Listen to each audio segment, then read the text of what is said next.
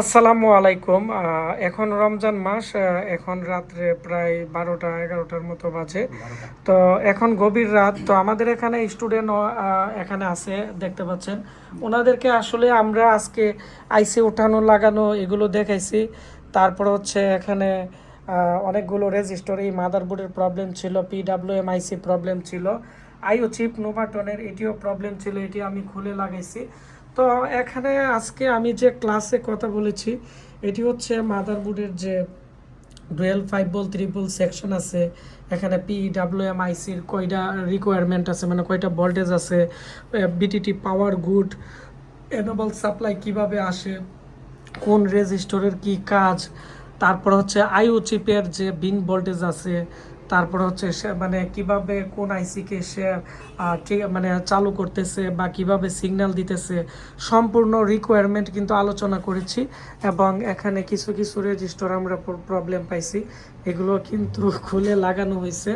তো এগুলো আলোচনা করা হয়েছে এবং আইসি ওঠাতে লাগাইতে গিয়ে কি ধরনের পেস্ট ইউজ করতে হবে এবং কিভাবে হট গানের টেম্পারেচার এবং ইয়ার কতটুকু রাখতে হবে, এবং হট গান কীভাবে ধরতে হবে, টুইজার কিভাবে ধরতে হবে, আইসি কিভাবে লাগানোর সময় পিনগুলো লক করতে হয়, লক করে কিভাবে সোল্ডারিং করতে হয়, পিনগুলো কিভাবে মিলাইতে হয়, তারপর হচ্ছে এলসিসি আইসি কিভাবে আইসি খুলে এখানে কিভাবে সোল্ডারিং পেস্ট মানে ব্যবহার করে, মানে রিবোলিং পেস্ট ব্যবহার করে কিভাবে পিনগুলো শর্ট থাকলে নতুন করে রিসোল্ডারিং করবে বা রিবোলিং করবে। তো এগুলো কিন্তু দেখিয়ে এই কাজগুলো কিন্তু সম্পূর্ণ করা হয়েছে। আর আজকে আমাদের এখানে দেখতে পাচ্ছেন, এখানে আমাদের একজন স্টুডেন্ট, বিজি অনেক স্টুডেন্ট আছে এর মধ্যে, এখানে দেখতে পাচ্ছেন আশফাক ভাই। তো আশফাক ভাই এখানে বসে কাজগুলো দেখছে, ওনার সাথে একটু কথা বলবো। আশফাক ভাই কেমন আছেন? কোথায় থেকে আমাদের আশিক কম্পিউটার ট্রেনিং নিতে আসছেন? আলহামদুলিল্লাহ ভালো আছি। আমি মাদারপুর থেকে আসছি। আচ্ছা, আপনি তো এখন তো দেখলেন আমরা আইসি কিভাবে উঠাইছি, লাগাইছি, কি কি কাজ করছি। তো আপনার কতটুকু অভিজ্ঞতা হইলো, বা আজকে আমাদের এই প্র্যাকটিক্যাল ক্লাসে কি শিখতে পারছেন? আগে বলতে গেলে আমার অভিজ্ঞতা ছিল জিরো। এখন আজকে যেভাবে আইসি উঠানো এবং আইসি বসানো যেভাবে প্র্যাকটিক্যালি দেখাই দিলেন, এতে মনে হয় আমি 40%-এর উপরে এখন আমি নিজেই আইসি উঠাইয়া বসায়া লাগাই দিতে পারবো। এটা আমার কোনো সমস্যা হবে না।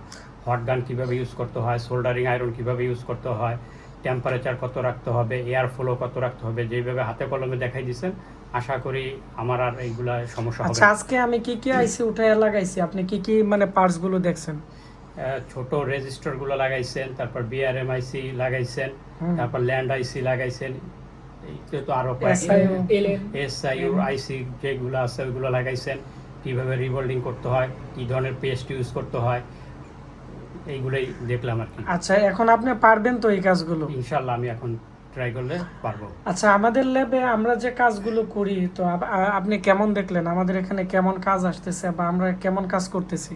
আপনার এখানে মার্শাল্লাহ কাজ হিউজ পরিমাণে কাজ, এবং কাজ শেখার যে অপরচুনিটিটা, এটা হয়তো অন্য কোথাও এরকম নাও থাকতে পারে। আপনার এখানে এসে মার্শাল্লাহ আমার খুব ভালো লাগছে, এবং হাতে কলমে কাজ শেখার জন্য এরকম প্রতিষ্ঠান দরকার আছে। আচ্ছা, আপনি তো আমাদের এখানে মাদারীপুর থেকে আসছেন, আপনি ঢাকা বা বিভিন্ন প্রতিষ্ঠানে কাজ শিখতে যাইতে পারতেন। তো আপনি আমাকে প্রথম দিন বলছিলেন 2-3 জায়গায় আপনি ভিজিটে গেছিলেন, আমার এখানেও 1 মাস আগে ভিজিটে আসছিলেন। তো আমার এখানে আপনি কেন আসছেন? ওভারঅল আপনার ভিডিও দেখতাম আমি, আপনার ভিডিওর কথাবার্তাগুলো আমার কাছে খুব ভালো লাগতো, এবং আমি যখন ভিজিটে আসছি তখনও দেখছি যে আপনার এখানে অনেক কাজ আছে। তো আমি মনে করলাম যে আপনার এখানে যেহেতু কাজ অনেক এবং থাকা খাওয়ার কোনো সমস্যা নাই, চাইলে দিনরাত যে কোনো সময় প্র্যাকটিসের সুযোগ আছে, এটা হয়তো অন্য কোথাও নাই। এই কারণে আমি মনে করলাম আমার ওই সব জায়গা থেকে এই জায়গায় কাজের আমার জন্য ভালো হবে। এই কারণে আমি সিদ্ধান্ত নিয়েছি যে আমি সময় সুযোগ করে আপনার এখানে আমি ট্রেনিংটা করে যাব। আর মূল কথা হচ্ছে উনি একজন টিচার, মাদারীপুর কোন কলেজের টিচার বা স্কুলের আপনি? ঘটকচর হাই স্কুল। ঘটকচর হাই স্কুলের টিচার আপনি, উনি আইটিসির একজন টিচার। তো উনি আসলে ওনার মেধা বিকাশের জন্য এবং ওনার প্রতিষ্ঠানে অনেকগুলো কম্পিউটার আছে, এগুলো ওনাদের প্রত্যন্ত এলাকা, ওইখানে তেমন রিপেয়ারিংয়ের শখ নয়। উনি ভাবছে যে উনি নিজে রিপেয়ারিং কাজটা শিখলে ওনার নিজের অন্তত পক্ষে কাজে লাগবে। তো আসলেই অনেকে আছে ডিপ্লোমা ইন ইঞ্জিনিয়ারিং পড়াশোনা করতেছেন। আমি মনে করি আপনারা এই কম্পিউটার লাইনে পড়াশোনার পাশাপাশি যখন ইন্টার্নির সময় হবে, তখন তারা যদি আমাদের এখানে একটা প্র্যাকটিসে করে বা কোর্স করে, তাদের কেমন মানে উপকার হইতে পারে, আপনি যেহেতু একজন টিচার, আপনি যদি কিছু বলতেন তাদের উদ্দেশ্যে। যারা বেসিক্যালি ডিপ্লোমা করতে আছে, যাদের সামনে ইন্টার্নি আছে, বিশেষ করে কম্পিউটার এবং ইলেকট্রনিক্স ডিপার্টমেন্টে যারা পড়ে, হুম। তারা যদি ইচ্ছা করে যে এই কাজটা হাতে কলমে শিক্ষা নিবে, যে 6 মাস হোক বা 3 মাস হোক, যে ইন্টার্নির যে সময়টা আছে, এই সময়টা অযথা ব্যয় না করে যদি এই সেক্টরে যদি সে চায় যে আমি কিছু করব, তাইলে সে ইন্টার্নি যতদিন সময় আছে চাইলে সে A to Z পরিপূর্ণভাবে কাজটি শিখে নিতে পারবে এবং কারো কাছে সে চাকরির জন্য দ্বারস্থ হইতে হবে না। সে ভবিষ্যতে নিজে একটা ফার্ম তৈরি করতে পারবে এবং অনেক স্টুডেন্টকে সে তার ফার্মেই কাজে লাগাইতে পারবে। তো যারা এই ধরনের স্টুডেন্ট আছেন, আমি তাদেরকে অনুরোধ করব, আপনারা শুধু একবার এসে দেখে যান, তারপরে ডিসিশন নেন আসলে এই কাজ আপনি করবেন কিনা। যদি করার ইচ্ছা থাকে তাহলে আশিক কম্পিউটার অ্যান্ড হার্ডওয়্যার ল্যাবে যোগাযোগ করবেন। আর মূল কথা হচ্ছে বর্তমানে সারা বিশ্বের যে অবস্থা বা অর্থনৈতিক যে একটা সমস্যা দেখা দিতেছে, তো আমি মনে করি আপনারা যদি নিজে নিজে একটা কাজ শিখে আত্মকর্মসংস্থান তৈরি করেন, তাহলে কিন্তু নিজের আমাদের দেশের যেমন ভালো হবে, আমরা একটা মাদারবোর্ড বাইরের দেশ থেকে ইনপুট করতে হবে না, নষ্ট বোর্ডে আমরা কাজে লাগাইতে পারবো। এমন কিন্তু আরও 10-12 জন বা এলাকার অনেক মানুষকেই কিন্তু আপনারা এই শিক্ষাটাও দিতে পারবেন। তো সবাই ভালো থাকবেন, দেখা হবে আবার আমাদের নতুন কোনো একটি স্টুডেন্টের সাথে সাক্ষাৎকারে। আসসালামু আলাইকুম, ধন্যবাদ সবাইকে।